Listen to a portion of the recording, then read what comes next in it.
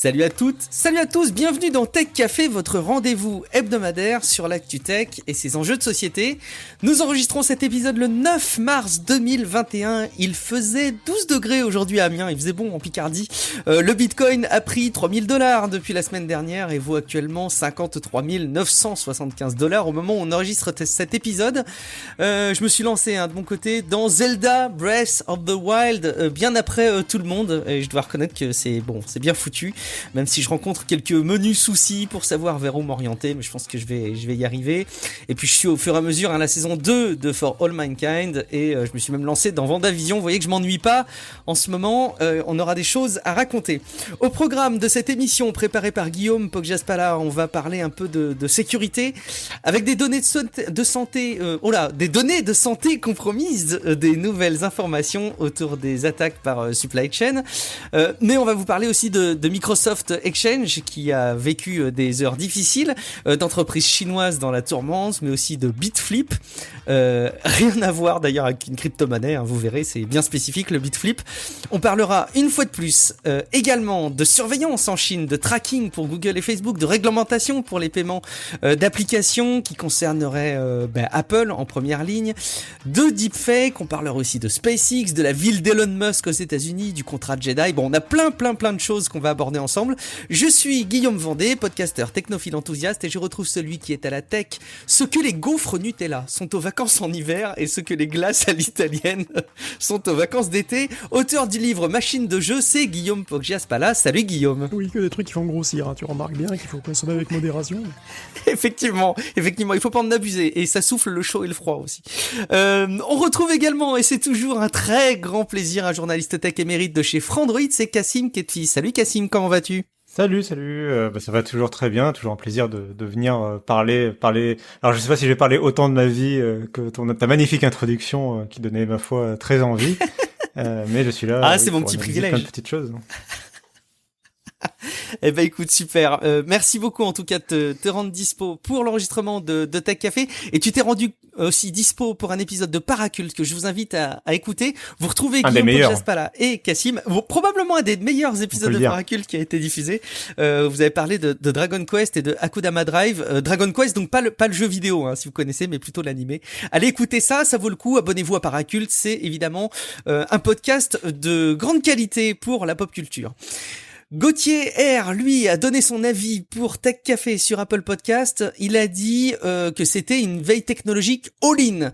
Un podcast co-animé par les Guillaume, telle une partie de ping-pong ou un set disputé de Roland Garros, l'animation orchestrée par Guillaume V avec son enthousiasme légendaire, appuyé par le génialissime et incollable Jamy de la Tech. Merde, il m'a piqué une analogie, il faudra que je la réutilise. Monsieur Guillaume P, il nous amène le beurre, l'argent du beurre et notre veille technologique. Un grand merci et bravo à vous pour ce que vous faites. Et d'ailleurs, si vous attendez, comme lui, les épisodes chaque semaine, si jamais ils arrivent, les épisodes dans votre app de podcast, et vous savez par avance que vous allez passer un bon moment, je vous invite à aller jeter un coup d'œil à l'endroit incontournable pour vous assurer que Tech Café restera longtemps disponible. C'est simple, c'est patreon.com/techcafé, le lien est dans les notes de l'émission. Vous pouvez faire partie de nos soutiens, accéder à la partie premium du podcast, et ça vous prendra en plus que quelques minutes, vous pourrez contribuer surtout très concrètement à notre fonctionnement.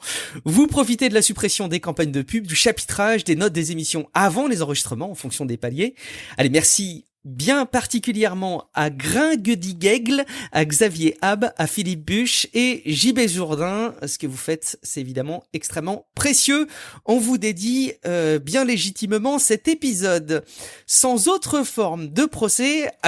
juste avant d'attaquer les news, allez jeter un petit coup d'œil encore une fois aux notes des émissions. Je vous le redis pas assez souvent, mais là, Guillaume a fait preuve d'un nouveau défi rédactionnel. Vous en prendrez connaissance et vous pourrez le voir en même temps que vous écoutez le podcast. Allez-y dans les notes de l'émission. Donc sans autre forme de procès, disais-je, on va attaquer avec quelques petites news, à commencer par une fuite de données autour de la santé, des données évidemment extrêmement sensibles.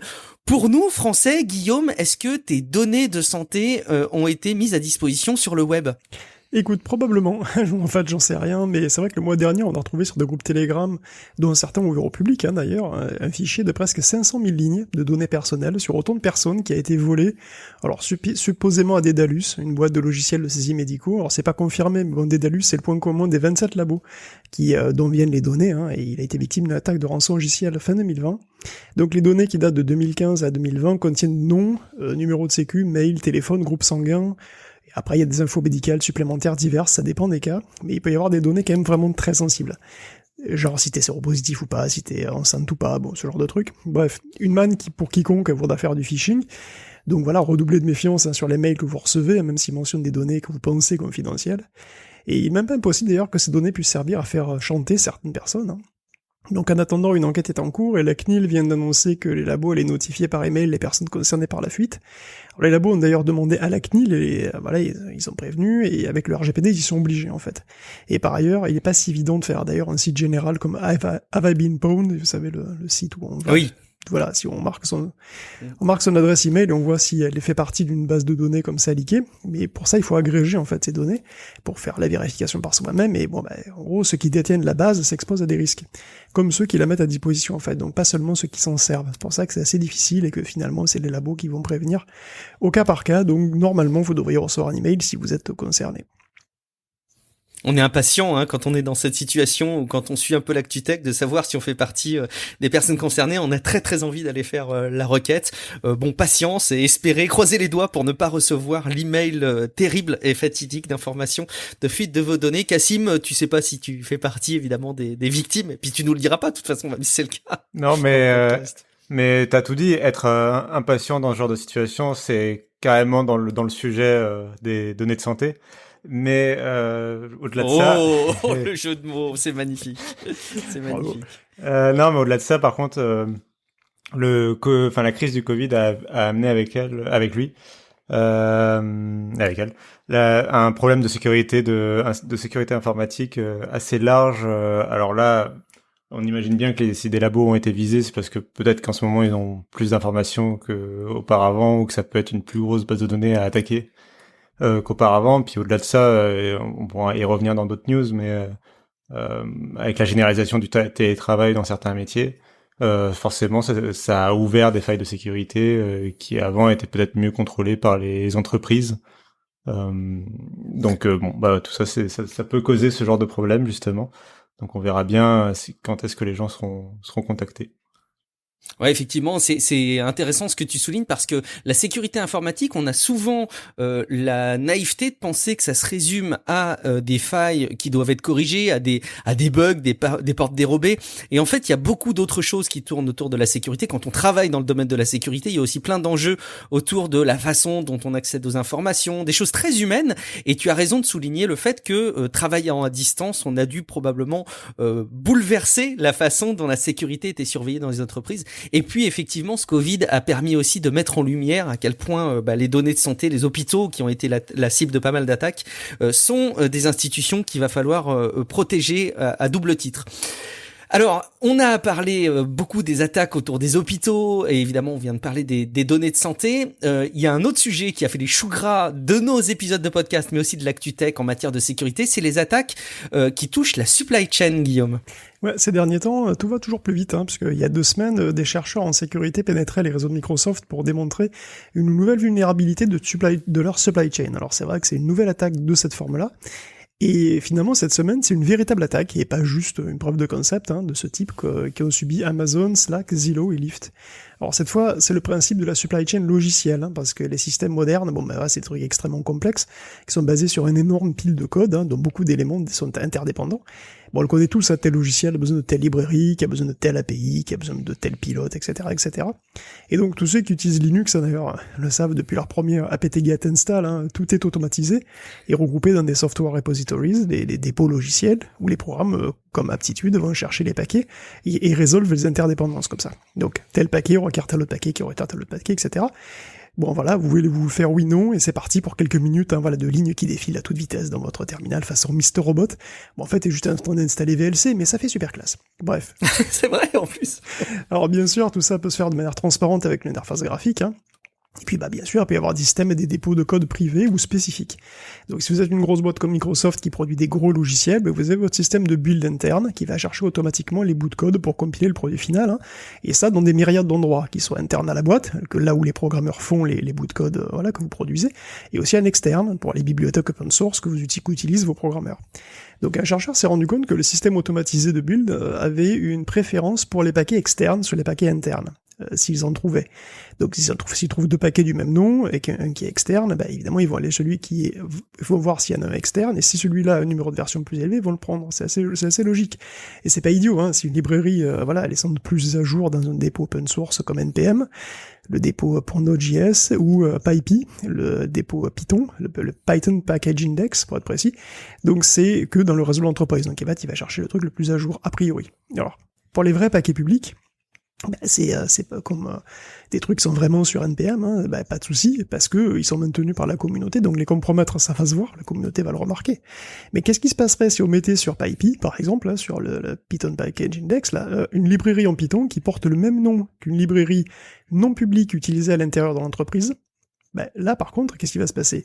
Le gestionnaire de paquets va utiliser celle-là, plutôt que les bonnes. Il suffit de mettre un numéro de version vachement élevé, et le paquet, il va regarder, tiens, il y a un truc plus à jour sur PyPy, là, je vais aller sur PyPy. Donc, il faut connaître les noms, bien sûr, mais ça peut se leaker, en fait, hein, via des manifestes et des scripts, quand l'appli est publiée. Donc, il y a un chercheur qui a uploadé un max de paquets Python et Node.js sur NPM et PyPy. Oui, PyPy. Donc, ça contenait un bout de code inoffensif, bien sûr, hein, mais c'est un code qui envoyait un signal, et et donc il a fait ça, et il en a mis pas mal, hein, il a mis des centaines, et après, il a attendu un petit peu, et puis il a commencé à recevoir des appels à la maison. Voilà, il y avait des programmes à l'intérieur du réseau de Microsoft qui étaient en train d'appeler à la maison. Et donc ce type d'attaque a été confirmé une 2e fois, et c'est dangereux, parce que tu peux amener le réseau d'une entreprise à exécuter ton code. Et surtout, c'est pas très dur, donc c'est en fait largement utilisé. Ça a pas raté. Sonatype vient d'annoncer qu'ils avaient trouvé des paquets NPM destinés à voler des mots de passe à l'intérieur des réseaux d'Amazon, Lyft et Slack. Donc pour le moment où Zillow, Slack et Lyft ont été rassurants, Amazon n'a pas encore répondu, à ma connaissance, hein. Mais bon, il est clair que c'est un nouveau type d'attaque, alors c'est nouveau pour nous, mais en tout cas c'est nouveau type d'attaque qui a de beaux jours devant lui, quoi. Je vais te laisser enchaîner avec la news suivante qu'on peut assez facilement raccorder à cette info.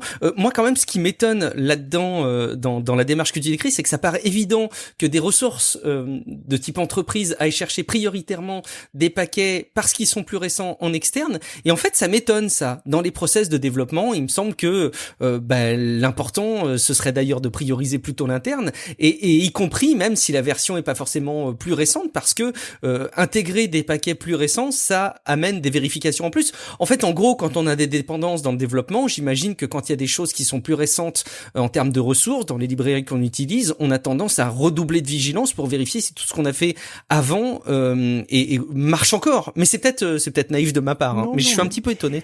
En fait, ça marche sur une forme de confusion des noms. C'est-à-dire que globalement, normalement, tu connais pas le nom des trucs qui sont utilisés en interne dans la boîte. Donc tu peux pas fabriquer des paquets qui font des confusions, qui rendent confus le gestionnaire de paquets. Et le truc, c'est que le chercheur a montré qu'en fait, c'était pas si bien protégé que ça. Et que dès lors que tu connais le namespace, en fait, tu peux fabriquer un truc qui a le même namespace sur un dépôt de code. Et automatiquement, parce que c'est ce qu'il est programmé pour faire, le truc, il va aller chercher sur les dépôts de code, il va trouver une nouvelle version, une meilleure version, il va se dire, je vais la prendre. Et c'est fini. Voilà. Alors, on va parler justement on enchaînera et puis on te laissera réagir, Cassim, sur ces éléments, mais on va parler aussi d'un autre procédé d'attaque mis en lumière dans le cadre d'une recherche sur la sécurité. C'est le bitflip. Alors, le nom est sympa, il est un petit peu mignon, un bitflip comme ça, et on a du mal à comprendre ce que c'est jusqu'à ce qu'on lise évidemment l'article qui est derrière, jusqu'à ce qu'on écoute ton explication, Guillaume. En gros, il suffirait qu'un simple bit, un simple petite information de 0 passe à 1 ou de 1 à 0 pour qu'on foute un dawa pas possible, quoi. En fait, oui, mais ça, c'est vrai que c'est marrant, ça m'a vraiment étonné. Alors pourquoi on fait Tech Café depuis si longtemps? C'est parce que, voilà, ça se renouvelle sans arrêt, on continue d'être surpris régulièrement, et parfois pas bien, mais bon, on continue d'être surpris. Et bon, voilà, donc effectivement, ton PC flippe des bits. Alors le mien aussi, hein, c'est la mémoire vive. La mémoire vive, c'est une matrice énorme de bits, 0 ou 1, voilà, il y a aussi des influences physiques extérieures là-dessus. Température, rayonnement cosmique, fluctuation d'électricité, voilà, donc comme ça, au hasard, ça peut changer de 0 en 1 ou de 1 en 0. Parce que c'est quand même assez délicat, hein, tous ces composants qui sont ultra miniaturisés, donc finalement c'est pas super étonnant. Cela dit, bon, quand un chercheur, quand une recherche en 2010 a annoncé qu'un PC avec 4 Go de RAM a 96% de chance d'avoir un bit flip dans les 3 jours, c'est déjà plus étonnant, parce que moi j'ai 16 Go de RAM, donc je veux dire que je bit flip quotidiennement.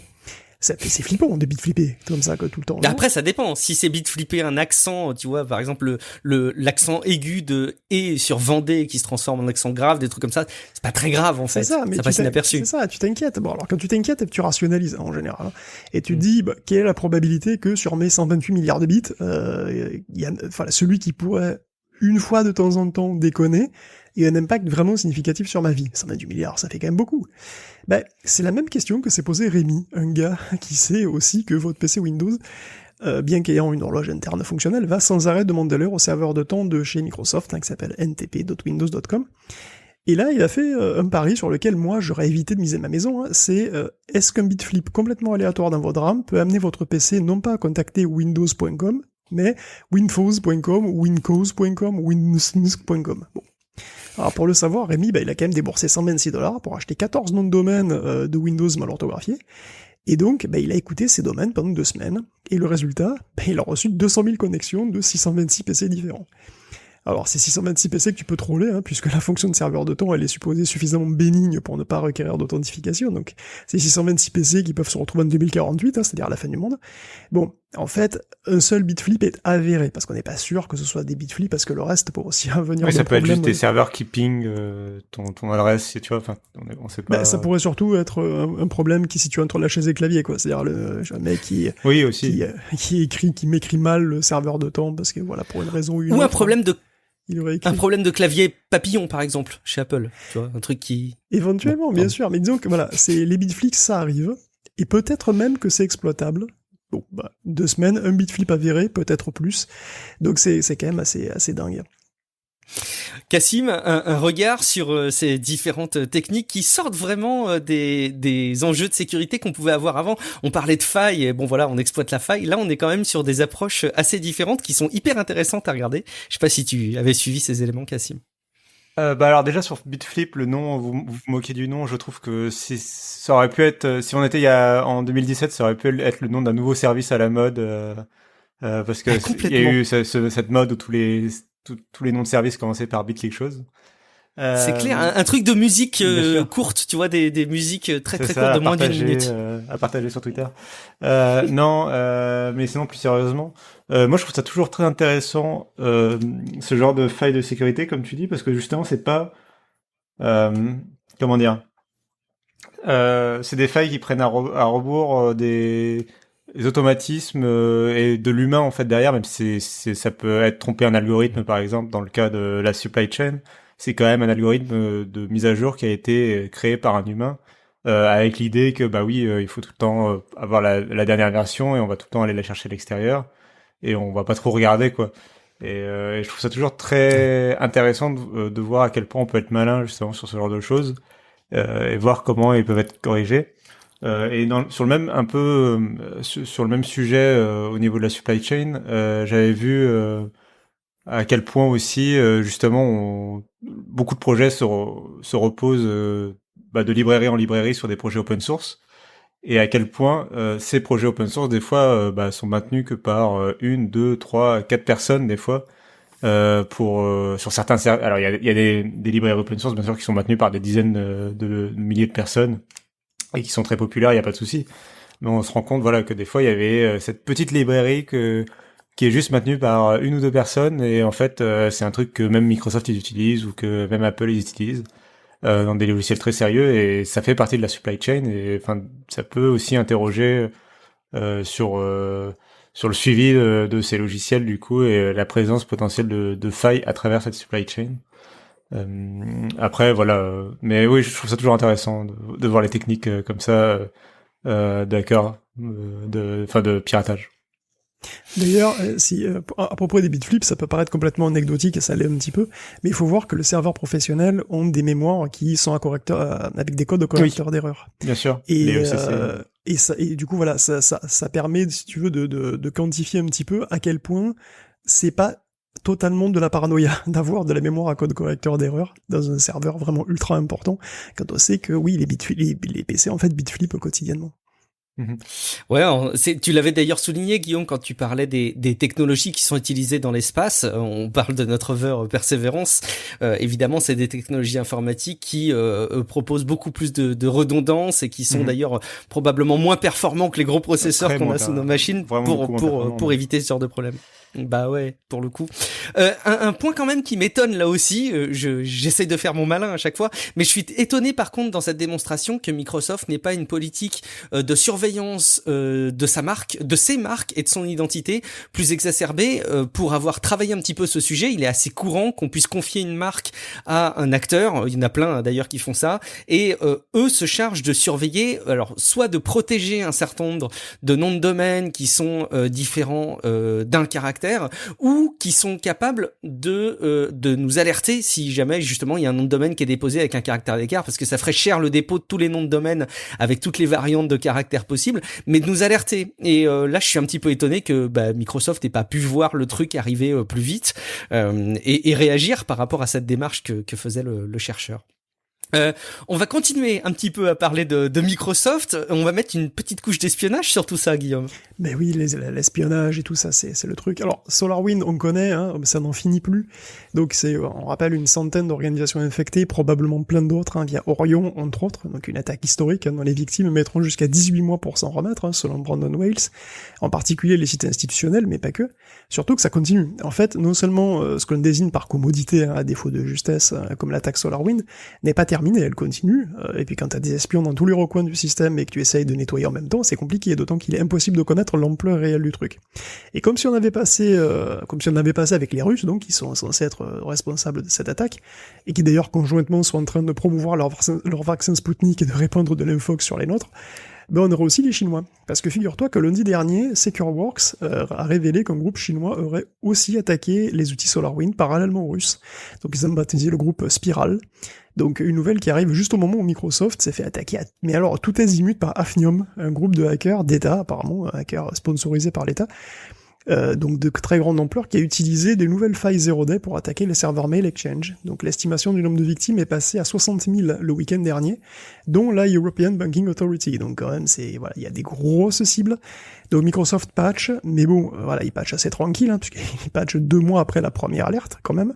Mais bon, avec Hafnium, c'est le supplice de Tantal. Oui, je sais, ça fait rigoler que moi et deux chimistes au fond. Le Hafnium est un métal qui est juste à côté du Tantal dans le tableau périodique des éléments. Mais c'est pas grave. Je sors ? Non, je vais rester. Non, on te la laisse. Non, bien sûr, on te la laisse. Donc, parce que, voilà, donc en gros, il y a un problème, parce que quand tu publies des patchs pour combler des trous, les gens peuvent voir où sont les trous, du coup. Il suffit de regarder ce qu'il y a dans le patch. Alors, pour ceux qui patchent, c'est pas grave, mais pour les autres, évidemment, c'est un problème. Et des autres, il va y en avoir, parce que, voilà, il va y en avoir plein. Donc, il y a l'exemple d'Eternal Blue qui est parlant, hein. C'est une faille qui a été patchée en mars 2017, et qui a été à l'origine d'une énorme campagne de ransomware. Et 2 mois plus tard, il y a eu une grosse campagne comme ça, et en fait, cette faille était encore utilisable sur 1 million de machines 2 ans après. Donc, autant que les failles Hafnium, donc voilà, ne sont pas mortes, hein, et les attaques continuent. Et donc, là encore, les espions sont dans la place. Donc, qui sait ce qu'ils ont pu trouver, qu'est-ce qu'ils ont pu poser, parce qu'ils ont pu placer des backdoors qui seront pas refermés par le patch. Le patch va refermer les failles, mais par contre, s'il y a une backdoor, il restera. Donc la faille est comblée, mais le trou fait par les hackers va demeurer. Et depuis janvier, donc qui est le début d'Hafnium, c'est aussi 4 autres groupes chinois qui auraient attaqué les serveurs d'email Microsoft avec des centaines de milliers de victimes potentielles. D'autant qu'il est possible qu'Hafnium ait juste partagé son code, tout simplement. Donc ça en fait une autre campagne d'ampleur historique, qui est peut-être même encore plus importante que SolarWinds, et qui est loin d'être terminée. Et pourquoi un regain comme ça d'activité ? J'ai cru voir que certains pouvaient miser sur une tentative de tester la nouvelle direction américaine de Joe Biden pour voir comment ça réagirait. Honnêtement, je suppose que non, mais moi je crois pas des masses. Hein. Je pense tout simplement qu'ils ont trouvé une série de failles, ils les utilisent point barre. Hein. Je pense que c'est aussi simple que ça. C'est le rasoir d'Occam, c'est l'explication la plus simple qui est probablement la plus valable.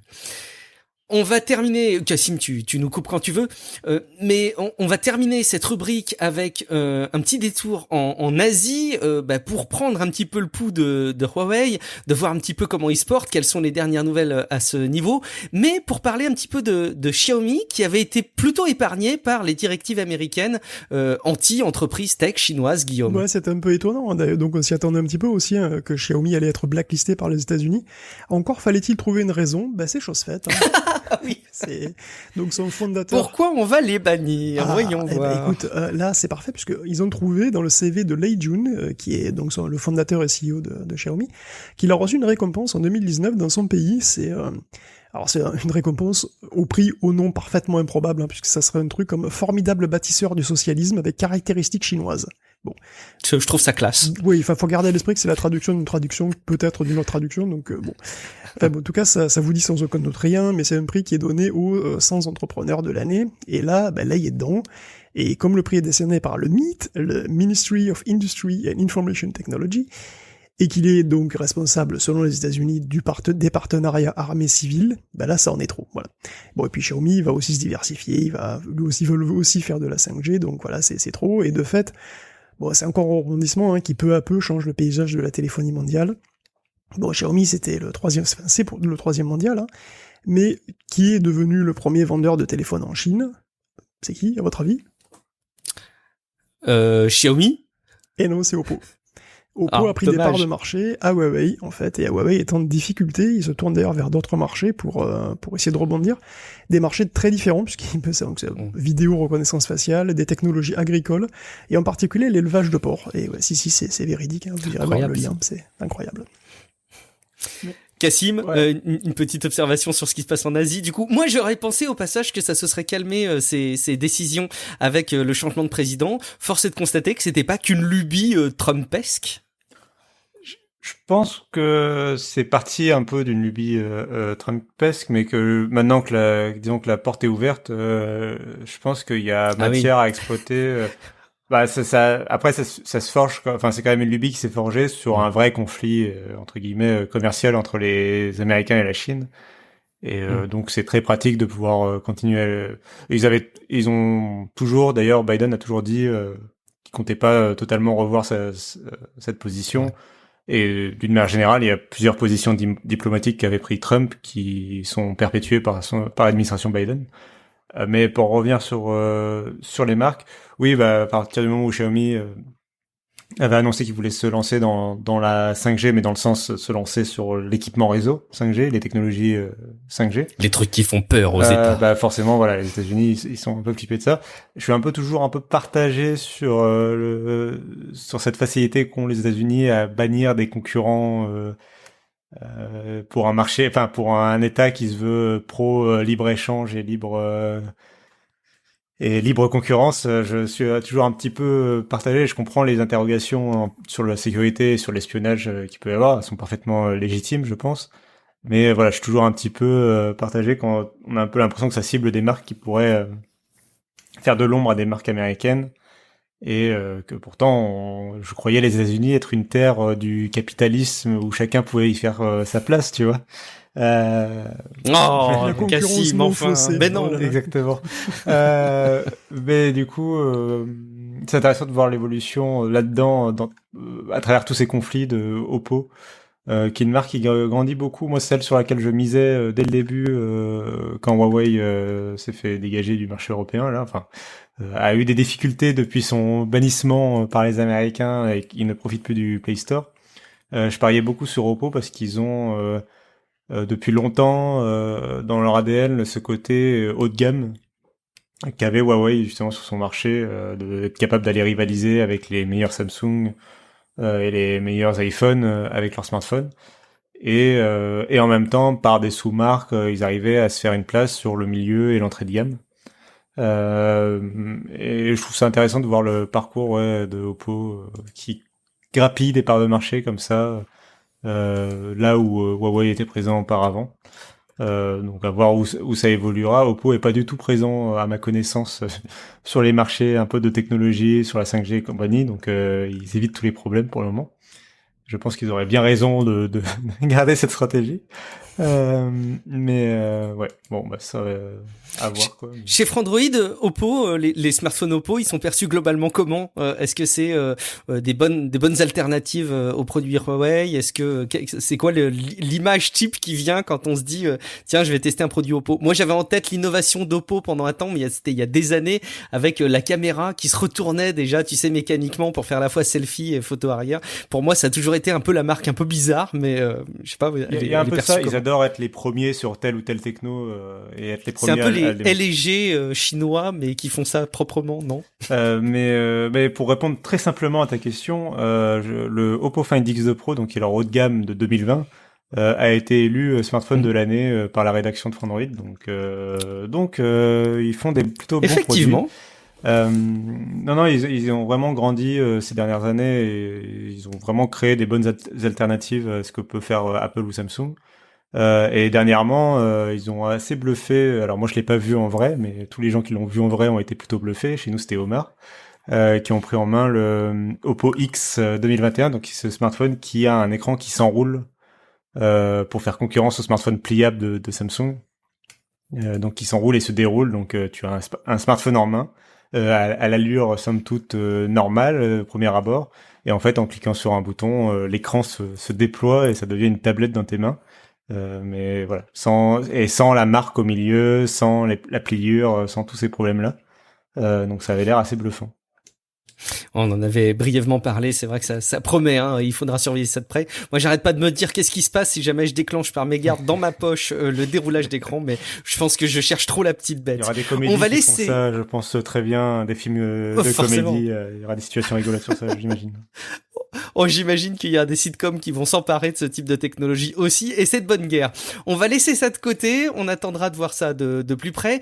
On va passer à une autre rubrique, là où Guillaume a collectionné une série de news qu'il a rassemblées sous la thématique de faut pacifier. En gros, peut-être qu'il faut prendre un petit peu avec du recul ce qui est affiché. On va commencer par ce qui se passe en Chine.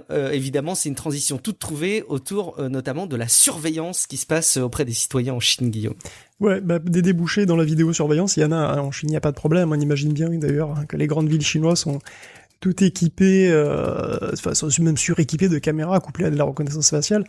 Après tout, ils ont leur bouclier d'or, qui les protège des influences extérieures néfastes sur Internet, mais aussi Safe Cities et Skynet, depuis 2003, qui sont des programmes de surveillance / reconnaissance faciale qui ont abouti à avoir aujourd'hui, à pouvoir aujourd'hui en fait scanner la totalité de la population chinoise avec une précision de 99,8%. Enfin, c'est eux qui le disent. C'est beaucoup. C'est eux qui le disent, ce sont les chiffres officiels.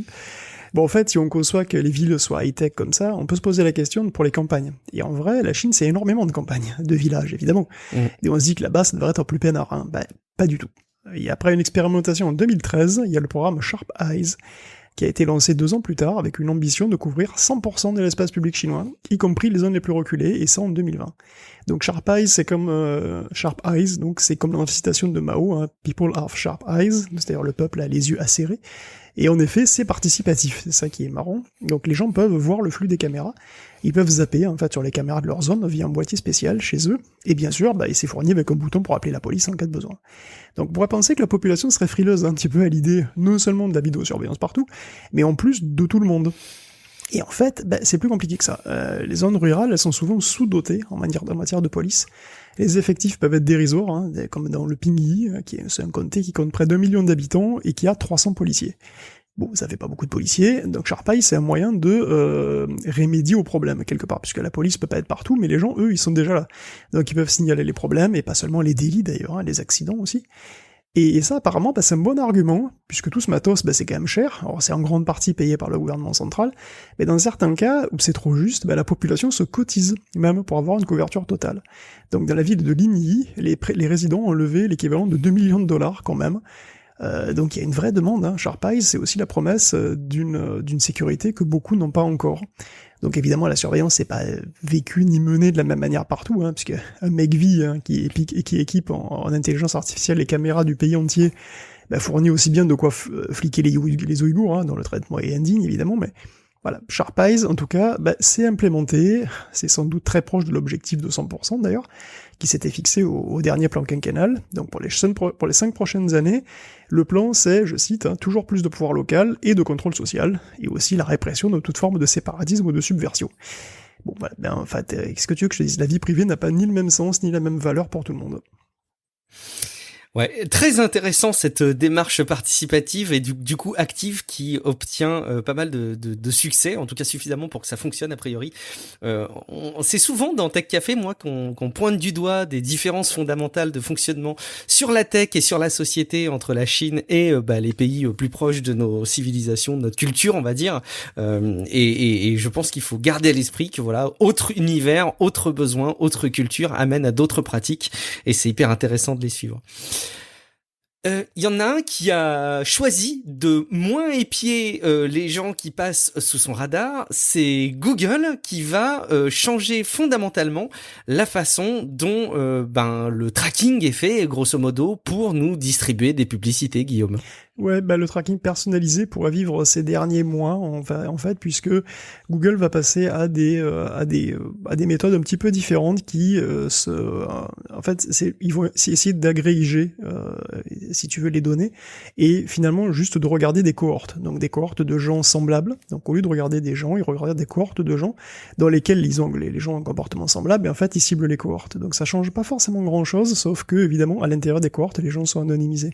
Du coup, c'est plus un tracking. Est-ce que fait beaucoup Facebook d'ailleurs, il propose beaucoup de ciblage, Guillaume, dans Facebook, les technologies type lookalike, c'est en gros tu prends un bassin d'utilisateurs sur Facebook et tu vas aller proposer à des annonceurs de cibler d'autres utilisateurs qui grosso modo ont les mêmes comportements, les mêmes centres d'intérêt. Je trouve ça plutôt intéressant dans l'absolu. Oui, mais ils continuent à pister chaque internaute individuellement, il me semble, pour constituer leur base de données de cohorte.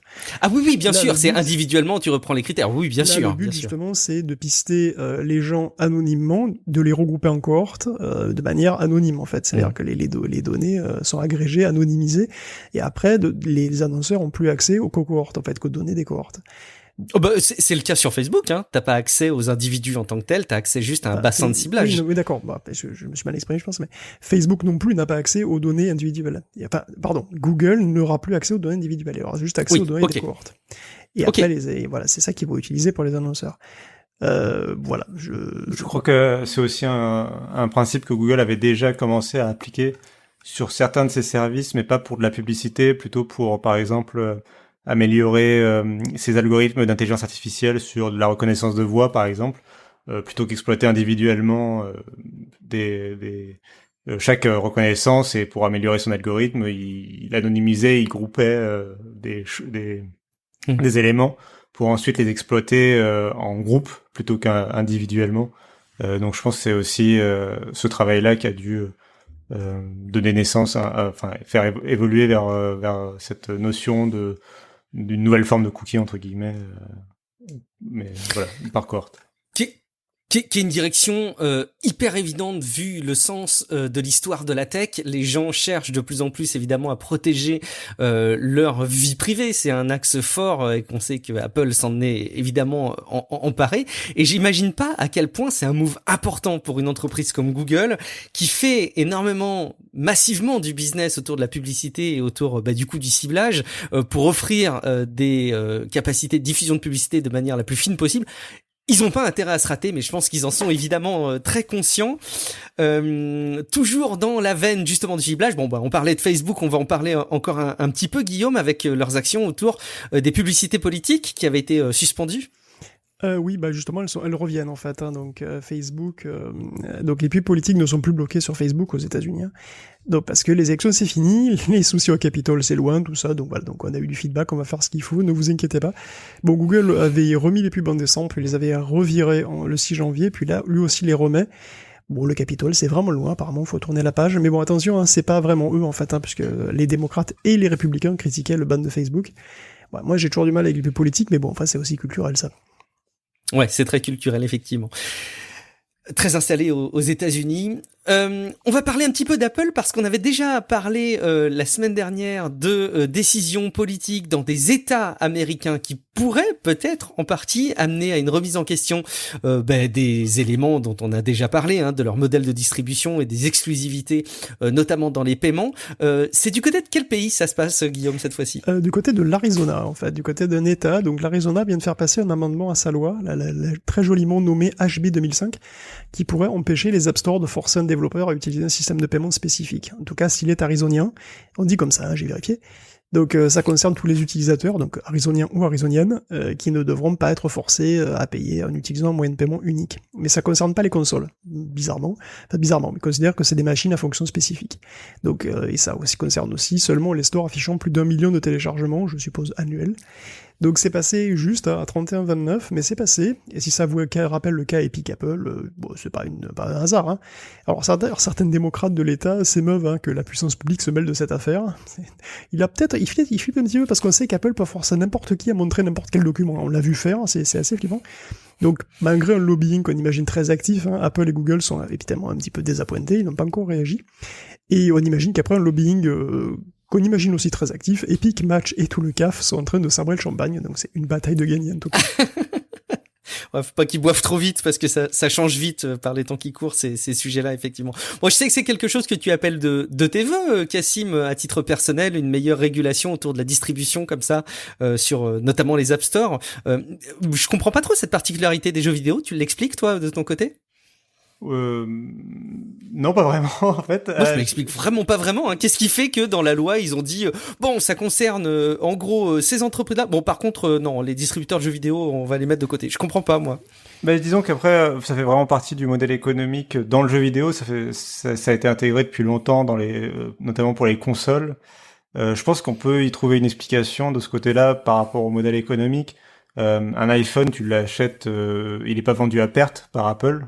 Clairement, alors qu'une console de jeu est souvent vendue à perte par son fabricant, et c'est sur les 30% que le fabricant espère se refaire de l'argent, donc sur les commissions qu'il prend sur la vente de jeux sous licence pour sa plateforme. C'est hyper intéressant ce que tu dis. J'avais pas du tout en tête le fait que les consoles étaient vendues à perte. De là à ce qu'ils fassent pas forcément beaucoup de bénéfices pour se reprendre après sur la vente de jeux et la distribution, je l'imaginais évidemment, mais je pensais pas que ça pouvait être potentiellement à perte. C'est fou ça. Si, en particulier au lancement d'une génération, mais ça peut des fois, par exemple sur la PlayStation 3, Sony avait mis beaucoup de temps à être à l'équilibre avec sa PlayStation 3 quand ils en vendaient une. Au début, ils perdaient quand même des centaines de dollars par exemplaire vendu. Donc c'était beaucoup.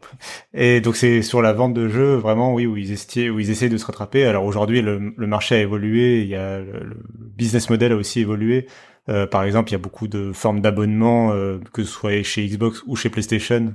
Il y a une énorme part de revenus qui maintenant vient de cet abonnement et qui vient des plateformes dématérialisées où la commission est plus élevée que sur la vente de jeux en physique.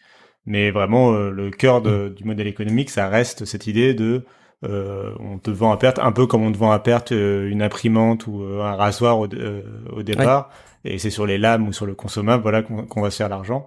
Je pense que c'est peut-être de ça que vient cette exception aux jeux vidéo, là où un Apple ou un Google, évidemment, c'est pas du tout le même modèle économique, quoi.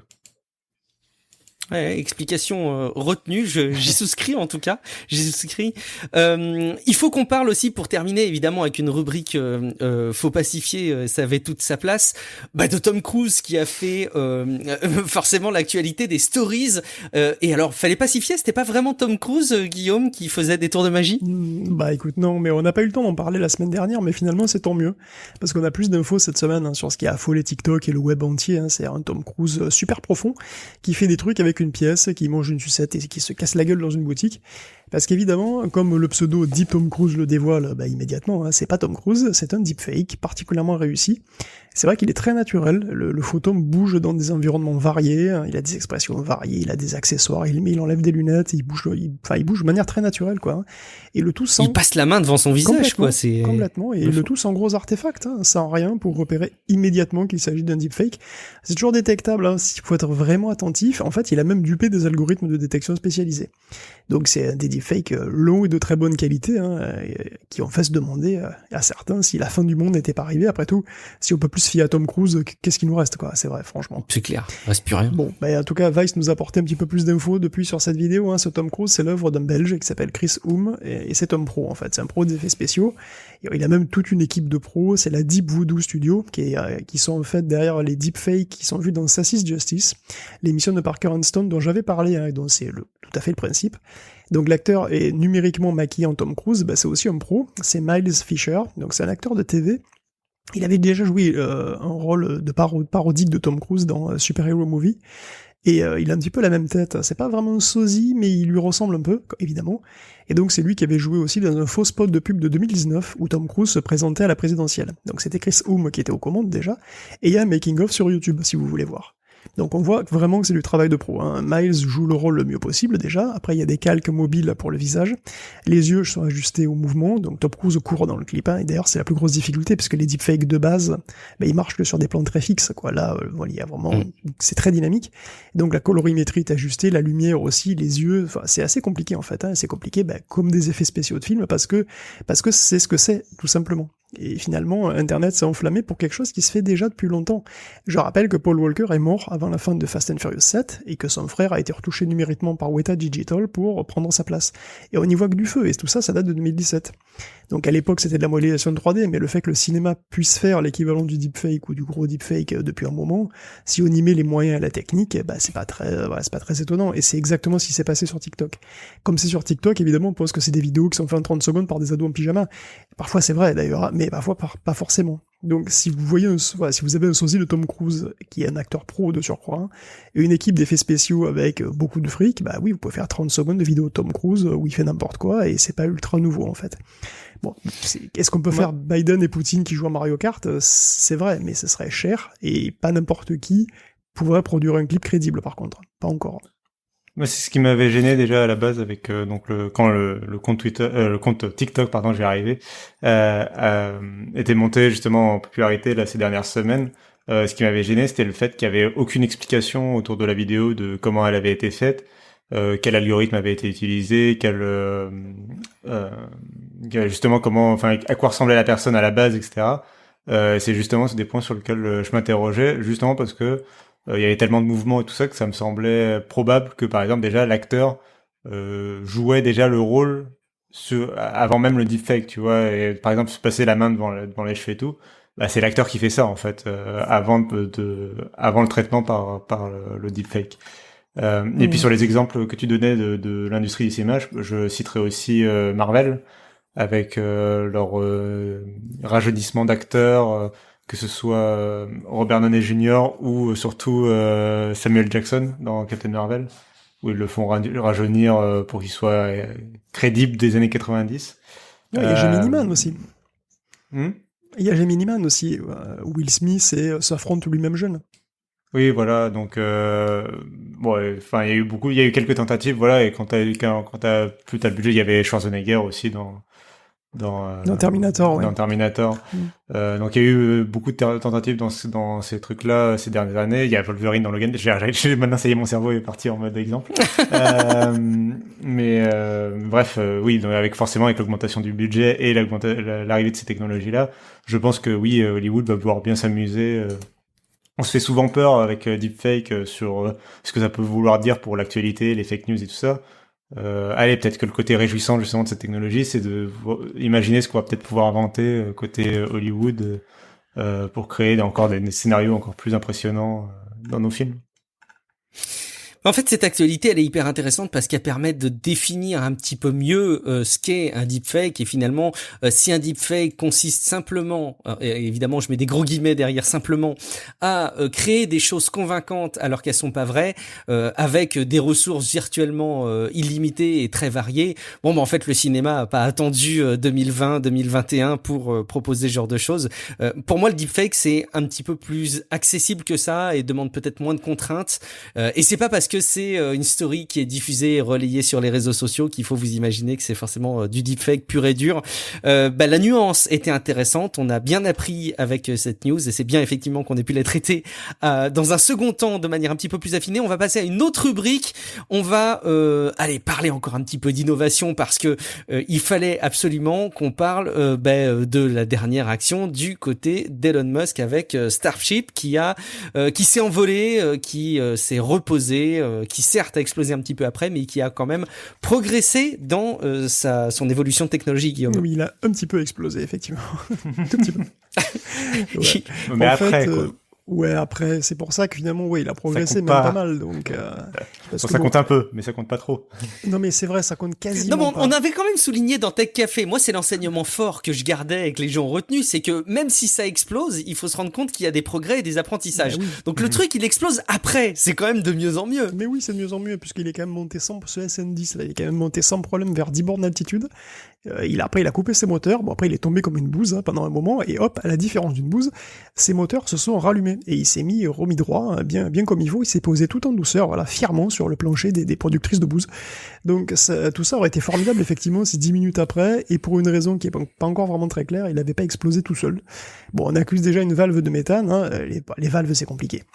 Franchement, ça aime pas trop les changements de température, surtout quand c'est cryogénique. Bon, c'est pas au point, mais tout de même, les moteurs se sont remis en route avec la bonne poussée différentielle pour remettre le machin d'aplomb. Ça s'est posé sur sa petite papate, lesquelles d'ailleurs devront sans doute être revues et consolidées, mais rien que ça, c'est déjà pas si mal. Donc si les SpaceX ils sont contents, dans 3 semaines, de toute façon, ils auront un SN11 avec lequel faire joujou et des nouvelles valves. Donc SpaceX est toujours en route pour les étoiles, voilà, vers l'infini et au-delà. Musk a même annoncé la construction d'une ville entière qui s'appelle Starbase, et qui sera plus grande que Boca Chica, autour de son secteur spatial. Donc Starbase sera une source d'expansion, en fait, de Boca Chica, et bon. Que le secteur géographique change avec l'essor de SpaceX, finalement, en soi, c'est pas si surprenant. Mais bon, comme c'est Elon Musk, ça va avec son lot de trucs qu'on ne sait pas trop à quel degré prendre, puisque bon, Starbase serait dirigé par un Doge, alors un Doge, ou un Dog, je sais pas, un Doge comme à Venise, tu sais, what the fuck. Ou alors est-ce que c'est une allusion au Dogecoin, tu vois, Starbase sera-t-elle la première ville à adopter le Dogecoin comme monnaie? Est-ce qu'elle sera dirigée par un chien cyborg? Probablement, ou pas. En tout cas, bon, Elon confirme que son implantation au Texas est vraiment confirmée, quoi. Il y a une nouvelle usine qui est prévue à Austin, il y a un centre de test à McGregor, déjà. Et d'ailleurs, justement, avec la vague de froid qui a eu des grosses répercussions sur l'État, Elon se prépare à pallier à de futurs soucis, apparemment, puisqu'il construit dans un relatif secret, sinon je pourrais pas vous en parler, une batterie géante de 100 MW à Angleton, au sud de Houston. Donc voilà, de quoi pallier aux futurs éventuels blackouts pour cause de froid, ou de chaud, ou de mauvaise humeur, de la grille texane. En tout cas, voilà, pour ces usines à lui, qui sont de plus en plus nombreuses. Et puis d'ailleurs, si on finit avec SpaceX, Starlink veut aussi connecter en mobilité. Voilà, cette fois, Starlink avec l'internet par satellite pourrait atterrir sur les avions, les bateaux, les gros camions. C'est en tout cas ce qui a été demandé à la FCC. Donc voilà, un routeur Starlink, c'est $500, plus $100 par mois pour une centaine de mégabits par seconde. Et c'est quand même une broutille pour connecter ton yacht. La stratégie est très clairement écrite, en tout cas. Au passage, pour Starship, je sais pas si vous avez vu cette vidéo qui est filmée de l'intérieur de la foule des ingénieurs, j'imagine des salariés SpaceX qui assistent à l'atterrissage, puis qui sont fous, quoi. Enfin, franchement, c'est galvanisant de s'imaginer dans leur situation. Alors peut-être qu'ils font ça à chaque fois qu'il y a un lancement, mais enfin là, on les sent vraiment hyper enthousiastes. C'est vraiment chouette à voir, je trouve. C'est des jolies choses. Kassim, je sais pas si les actions d'Elon Musk de cet épisode t'inspirent quelque chose. Peut-être que tu as hâte de connecter ton mobile partout dans un avenir lointain avec les satellites d'Elon Musk, non? Les actions Elon Musk m'inspire pas grand-chose, que un peu de déni.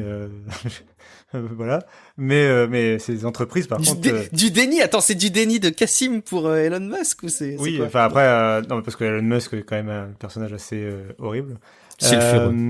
Mais par contre après ces entreprises sont très cool à suivre et moi j'aime SpaceX, j'ai très hâte qu'on colonise Mars et tout ça, donc j'ai hâte de voir ça. Mais oui, l'attitude de diva un peu de Elon Musk, par contre ça me passe un peu au-dessus, quoi. Mais bon.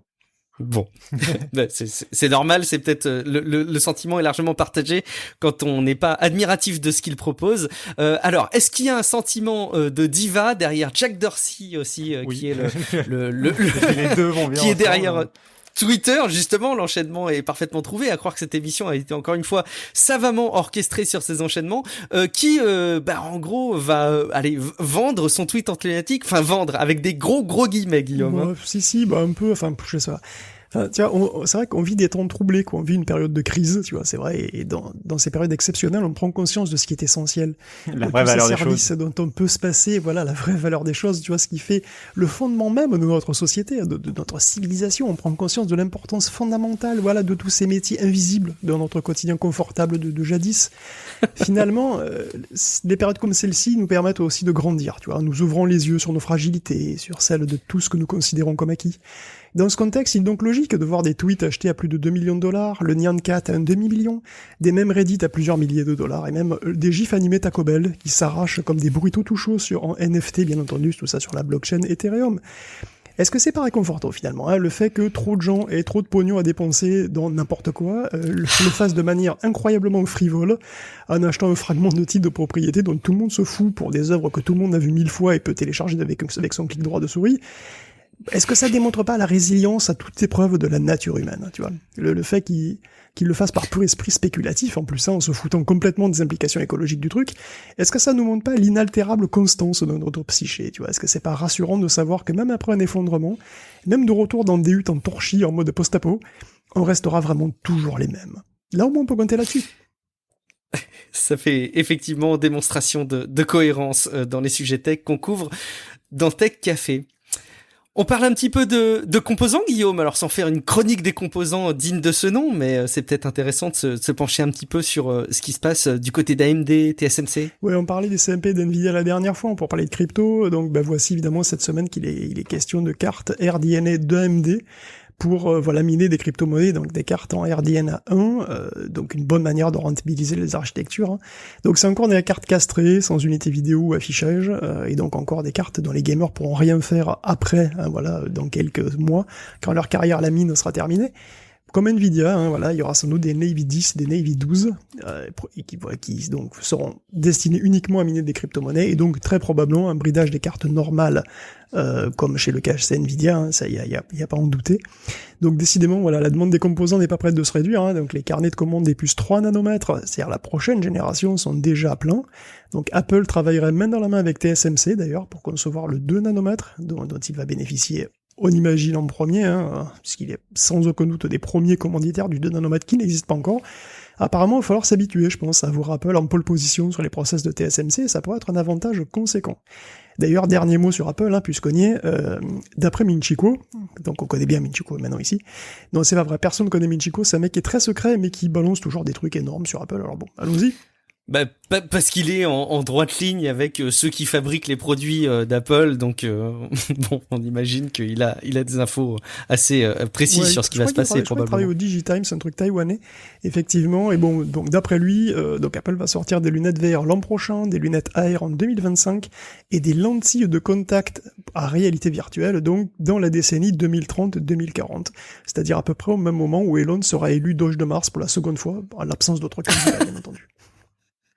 Moi, j'ai toujours en fait, c'est marrant, mais à chaque fois que je vois des analyses, alors oui, Minchiko, ça fait partie des choses qui sont un peu plus intéressantes à suivre, mais maintenant, quand je vois des rumeurs Apple, alors plus je vois la date, plus je mets de côté, alors, et je crois que je pourrais presque faire un script qui fait qu'à chaque fois que je vois réalité virtuelle, Apple et une date ultérieure à 2021, je pourrais ne pas lire tellement on voit tout et son contraire à ce sujet, mais bon.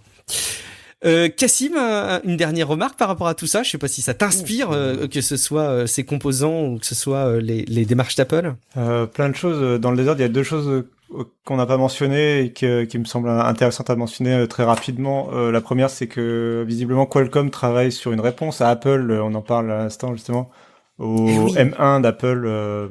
Donc pour les PC sous ARM, Qualcomm préparerait une puce beaucoup plus performante que ce qu'ils ont proposé jusqu'à présent. Malheureusement, ça reste à voir s'ils arriveront à faire quelque chose, des produits qui seront crédible face à ce que Apple propose, parce que malheureusement Qualcomm n'est pas Microsoft et Microsoft n'est pas Qualcomm, et donc c'est compliqué de créer un produit qui intègre aussi bien le hardware et le logiciel que ce qu'a proposé Apple avec ses premiers PC Apple Silicon. Et il maîtrise pas autant de synergie que peut le faire Apple sur ses produits, forcément. Et la deuxième chose que je voulais mentionner, mais je pense que Guillaume a dû aussi le repérer, c'est que le site américain, oui, ils sont américains, AnandTech a réussi à mettre la main sur le tout nouveau processeur Intel, la nouvelle génération de processeurs Intel, donc la 11e génération pour PC de bureau, qui normalement ne devrait commencer sa commercialisation que dans 1 mois, mais il y a un commerçant qui l'a lancé trop tôt, et ils ont réussi à le repérer, et ils ont réussi à en acheter un, et ils ont réussi du coup à le tester avec 1 mois d'avance. Et les résultats sont plus que décevants. Enfin, disons que pour la déception, pour être surpris positivement ou négativement, faut attendre quelque chose. Voilà, quand on parle de déception, on fait toujours le rapport entre ce qu'on attendait et le résultat.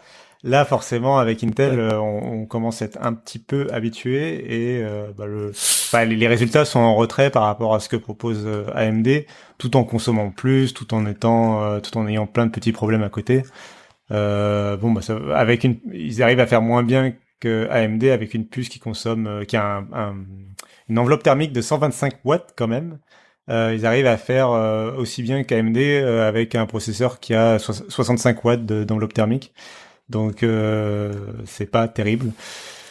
Voilà, et puis pour revenir sur Apple très rapidement, sur Ming-Chi Kuo, ouais, j'ai du mal avec les analystes qui prédisent le futur. Alors lui, il a des plutôt bonnes informations, mais en général, je l'écoute plutôt, comme tu le disais, pour les choses qui vont arriver pour l'année en cours ou l'année suivante à la limite.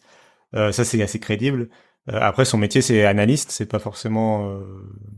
il fait pas forcément que des fuites, et donc quand il parle de 2030, 2040, etc., c'est plutôt lui ce qu'il perçoit arriver à partir des sources qu'il a, mais c'est pas... Apple n'a pas dans ses bureaux encore un design de produit qui arriverait en 2030, 2040, quoi. Donc lui, c'est comment il voit le marché d'Apple évoluer. Mais ça, c'est de la prédiction, et la prédiction, ça, par définition, ça peut se planter. Sinon, on aurait déjà tous un téléviseur Apple, je vous rappelle, dans nos salons. Forcément. Mais d'ailleurs, parmi les prédictions de Ming-Chi Kuo sur lesquelles je suis extrêmement dubitatif dans le monde Apple, c'est une arrivée des MacBooks. Pourtant, il y a l'air d'y avoir un consensus, de MacBook avec les ports HDMI, là. Oui, non, des ports HDMI. Je les vois pas du tout intégrer des ports HDMI. Ouais, je les vois, mais bon, mais pourquoi pas, on verra. On va pas spéculer plus sur les ports HDMI, par contre, on va regarder ce qu'on peut utiliser avec un port HDMI, notamment nos consoles, et on va passer une rubrique jeux vidéo, à commencer par des dernières infos, alors là aussi sous l'angle rumeur, sous l'angle des analyses de ce que pourrait être une Switch version, j'ose le terme, une Switch Pro, Guillaume. Oui, en fait, ça va aller vite, parce qu'on ne sait absolument rien, parce que Bloomberg Japan a eu un scoop selon lequel, oui, il y aura une nouvelle Switch avec un écran OLED de 7 pouces, donc qui serait donc un petit peu plus grand que ce qu'il y a aujourd'hui. Avec format plutôt cool en fait. Ouais, ça peut être très cool. Enfin, c'est sûr. La résolution serait toujours de 720p pour l'écran donc intégré. Le truc, c'est que il paraît que lorsqu'elle serait dockée, cette Switch qui est peut-être pro, peut-être pas pro, enfin en tout cas qui est une Switch qui serait peut-être comme une espèce de 3DS, de New 3DS, donc cette espèce de New Switch pourrait donc envoyer du 4K lorsqu'elle serait dockée. Sauf que bien entendu, Bloomberg ne sait absolument pas comment. Donc ça veut dire quoi ? Ça veut dire est-ce qu'à l'intérieur du dock il y a une puce supplémentaire qui fait plus de calculs ? Est-ce que c'est une puce plus puissante dedans ? Est-ce qu'il y a du DLSS qui permettrait de faire de l'upscaling très intelligent à partir d'une source qui serait juste 1080p tout simplement, et qui serait donc juste dans le dock occupe ça, voilà, personne n'en sait rien. Donc il n'y a pas vraiment énormément d'informations, sauf qu'il se murmure aussi que il pourrait y avoir des titres exclusifs à cette Switch Pro, ce qui est pas forcément super étonnant, étant donné qu'il y a aussi eu une poignée de titres exclusifs à la New 3DS. Donc voilà, pour l'instant, on est... Ah oui ? Bah ouais, bien sûr. Il y avait quoi ? Parce que justement, j'étais en train de me dire, ça semble pas du tout. Il y avait Fire Emblem Warriors, il y avait probablement un ou deux autres trucs que j'ai zappé, mais bon, il y en avait. D'accord, intéressant. Globalement, Nintendo a un historique, après renseignement, de jeux qui demandent soit une nouvelle console, soit un tel accessoire pour fonctionner. Feu la Wii demandait, au bout d'un moment, certains jeux demandaient le Wii contrôleur, le Wii Motion Plus. La Nintendo 64 demandait le RAM Pack sur certains jeux. Oui, voilà, donc ils ont un historique de demander des fois un certain achat, alors soit par des accessoires, soit carrément une nouvelle console, comme c'est le cas sur la New 3DS. Ou avoir carrément des jeux qui fonctionnent carrément mal sur les consoles normales. Par exemple, c'était le cas d'Hyrule Warriors sur 3DS, qui était difficile à jouer, enfin qui était vraiment très saccadé, il me semble, alors qu'il était bien meilleur sur New 3DS, par exemple. Oui, on voit ça. D'ailleurs, c'est tout l'enjeu. Enfin, cette nouvelle Switch, ça pose beaucoup de questions parce que les informations sont crédibles dessus. C'est plus loin qu'une simple rumeur parce que c'est plusieurs fois que Bloomberg en parle. Et a priori, Nintendo a commencé à demander aux développeurs d'adapter leur jeu pour qu'ils soient prêts pour de la 4K. Donc, ça veut dire qu'il faut quand même, quand tu commences à demander aux développeurs de faire quelque chose et a priori les équipes de développement sont sorties, c'est que le projet est quand même bien avancé, mais moi, ça me fait poser plein de questions parce que actuellement la Switch se vend très bien et elle se vend très bien notamment parce qu'elle utilise des technologies vieillissantes et que ces technologies vieillissantes, on sait les produire en masse assez facilement. Or, si t'as une nouvelle Switch qui sort et qui du coup utilise des technologies plus récentes, elle risque de subir la même pénurie que ce que la PlayStation 5 ou la Xbox série XS subissent en ce moment, ou les cartes graphiques, etc. Et du coup, est-ce que Nintendo il se tirerait pas une balle dans le pied en sortant une console qui serait pas capable de produire et donc de vendre, ce qui automatiquement pourrait freiner les ventes de la Switch classique qui, elle, jusqu'à présent se vend hyper bien. Enfin, ils enchaînent trimestre record sur record. Donc il y a vraiment beaucoup de questions autour de cette Switch. L'écran OLED, moi la définition 720p me pose pas du tout de problème parce que je trouve ça assez logique en termes de puissance graphique demandée. Tout à fait. Quelque chose de supérieur à du 720p, ça demanderait plus de ressources, donc moins de batterie, etc. Donc je parle pas de l'écran lui-même, je parle vraiment de la puissance graphique du processeur pour faire tourner un jeu en 900p ou en 1080p. Donc le 720p c'est très bien. Mais voilà, il y a vraiment beaucoup de questions sur le temps d'annonce, quel jeu, quelle date de sortie, quel prix autour de cette console. C'est vraiment étonnant, j'ai hâte d'en savoir plus. Et sur la question du DLSS, évidemment, tout le monde y pense puisque c'est Nvidia qui fournit la technologie de la Switch. Et évidemment, ça semble être un peu la réponse magique pour pouvoir faire des jeux Switch en 4K facilement et de façon pas trop coûteuse. Mais en même temps, j'ai du mal à croire à Nintendo qui adopterait une technologie aussi de pointe. Ils aiment plutôt en général les technologies éprouvées. Aujourd'hui, il n'y a pas 100% des jeux qui sortent sur PC qui bénéficient du DLSS, tu vois. Et j'ai du mal à imaginer Nintendo réussir à généraliser ça. Enfin, je suis un peu dans une position où j'ai pas envie d'y croire pour l'instant, même si ça semble être la bonne technologie et ça semble être idéal. C'est peut-être un peu trop moderne et un peu trop récent. Pour être intégré à la Switch Pro. Bon, je sais qu'on a souvent, non pas souvent, on a de temps en temps des commentaires qui nous rappellent à l'ordre en disant que on fait parfois trop des analyses sur des rumeurs, des faisceaux d'indices concordants. Donc on va mettre ça de côté, mais en tout cas sachez qu'effectivement on suit de près ce qui se passe autour de cette Switch qui va forcément tôt ou tard évoluer. On suit aussi ce qui se passe du côté de Shadow, donc c'est ce service de cloud PC. Donc en gros, au lieu d'acheter une unité centrale d'un PC très puissant, vous souscrivez à un service et c'est la société Shadow qui vous propose l'accès à ce PC à distance et vous n'avez plus qu'à mettre votre petit écran, à condition d'avoir une connexion internet à peu près correcte quand même, votre petit écran, vos périphériques et vous remplacez un PC potentiellement de gamer, sauf que ça va pas très bien pour Shadow, Guillaume. Non, de toute façon, il y avait de gros soucis, ils avaient des gros soucis de trésorerie, donc ils arrivaient pas en fait à encaisser la demande parce qu'ils avaient plus d'argent, quoi. C'était très difficile. Bon, ils sont carrément passés en redressement judiciaire. Et donc ils ont fini par chercher un repreneur, et il est possible que ce repreneur soit Octave Klaba, qui donc est le fondateur d'OVH. Il passerait par son fonds JSB Ventures pour les racheter. Et donc ça veut dire que Shadow pourrait devenir un truc parmi le bouquet de services d'OVH. Voilà, peut-être que leur offre pourrait évoluer vers quelque chose de plus général que le cloud gaming. Même si le cloud gaming, ce type de cloud gaming, ils vont rester quand même sur ce truc-là. Et d'ailleurs, ceux qui sont abonnés déjà à Shadow le resteront. Donc ça continuera de fonctionner vraisemblablement. Donc il est possible qu'on s'achemine vers un truc comme ça, mais bon, pour l'instant, c'est pas complètement officiel. Et puis Oui. Non, juste rapidement sur la proposition de OVH, enfin de Octave Klova, ce serait pour créer un équivalent un concurrent. Enfin, il voudrait intégrer ça dans son projet de créer un concurrent à G Suite de Google et Office 365 de Microsoft.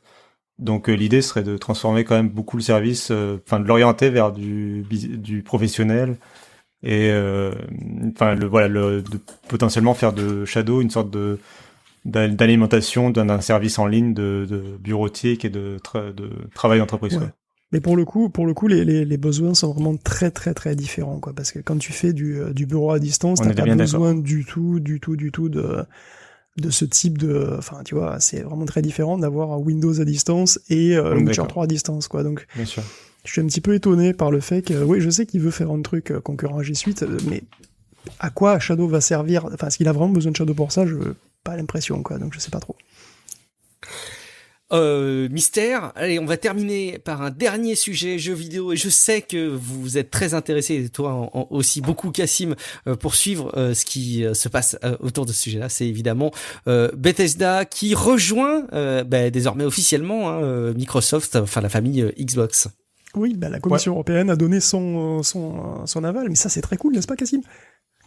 Oui, non, mais c'est même du coup, enfin ils l'ont donné en début, la Commission européenne, oui, a donné son aval en début de semaine, et là Microsoft, du coup, maintenant qu'ils ont eu le feu vert de toutes les autorités dont ils avaient besoin, ils ont carrément intégré, donc très officiellement, Bethesda aujourd'hui à leur écosystème. Donc c'est quand même 2300 employés qui rejoignent Microsoft, et 8 studios, pardon. Qui se rajoutent donc à l'écurie Xbox, et ils ont quand même du coup répondu à quelques questions que les gens se posent, notamment sur la question des exclusivités, parce que c'est vraiment le gros point d'intégration qu'il y avait sur ce rachat. Donc ils ont expliqué que certains jeux à l'avenir seraient exclusifs à la Xbox et au PC. Donc c'est pas encore très précis, il faudra voir lesquels sont exclusifs.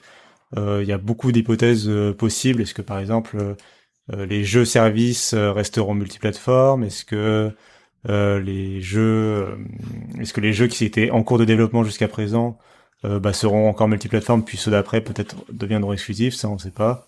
Donc il y a encore quelques questions en suspens. A priori, quand même, faut partir du principe que peut-être de plus en plus de jeux de Bethesda seront amenés, en tout cas, à être disponibles d'abord sur Xbox, ou en tout cas sur Xbox seront dans le fameux Xbox Game Pass, puisque c'est quand même le point central de ce rachat pour Microsoft, c'est d'alimenter son service un peu à la Netflix. Et puis c'est quand même c'est un événement central dans l'industrie du jeu vidéo, ce rachat quand même. C'est pas rien. Bethesda, pour rappel, c'est Doom, Elder Scrolls, Fallout, Wolfenstein et beaucoup d'autres. Ça donne aussi à Microsoft son premier studio japonais avec, j'ai oublié leur nom, mais c'est ceux qui font les Evil Within, Tango Gameworks. Donc c'est un rachat qui est vraiment très important dans l'industrie, et puis qui est central autour de beaucoup d'événements dans l'industrie du jeu vidéo, de rachats, d'investissements en ce moment qu'il y a.